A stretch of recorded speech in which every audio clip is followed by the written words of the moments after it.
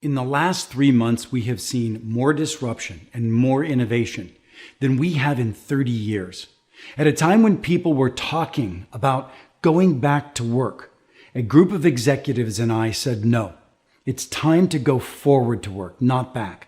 We created a consortium of companies and executives and a massive research project with Harvard Business Review to document the practices of innovation that we have all been seeing. We've all been digging in and achieving over the last few months, but we've had no time to get our heads up and share them with other people. These kind of practices are varied, diverse, and powerful, high return practices that we can all adopt.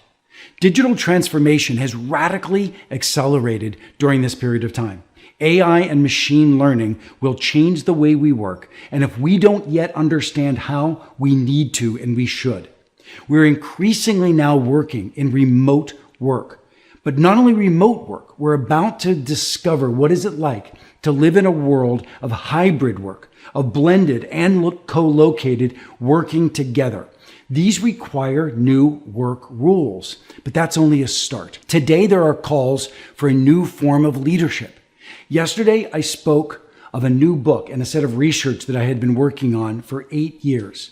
My new book, Leading Without Authority, introduced a word, co-elevation. Co-elevation is the commitment to a group of individuals committed to a mission, but also committed to each other.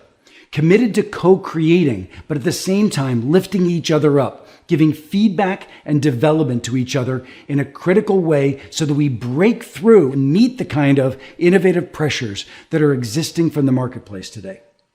These things require a new form of selling.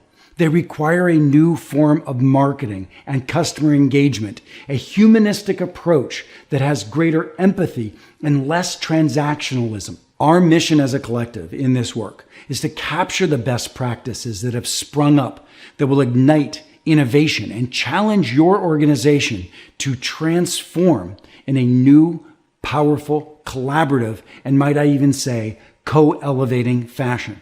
The intention of this work is actually to gain these best practices, and myself and these executives can present these to your organization as a North Star, as an infusion of innovation that they can apply to their own work and their own thinking about what does going forward to work look like.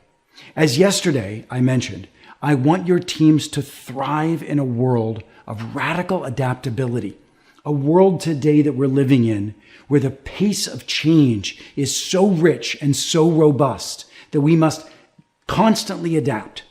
I want your teams to thrive in a world of transformative outcomes, where the hurdle from our competition and from our clients and the marketplace is so high that the old ways in which we innovated will not allow us to keep up. Yesterday, I spoke to you also of a recontracting of the social norms of your team, of leadership itself into a new philosophy of co-elevation.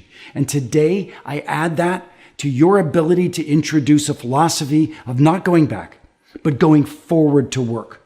I want your teams to walk away with a real roadmap, with the most innovative practices from Go Forward to Work of the last months to apply to their own transformation. And at the same time, the willingness to do it as a collective, as a co-elevating group, committed to going higher together, committed to moving forward in a way that sustains growth in your organization, finds unexpected growth in your organization, and discovers risk that's unsuspected. These are the new normal rules of the work world we're living in today, and I would like to equip your teams with those new work ways.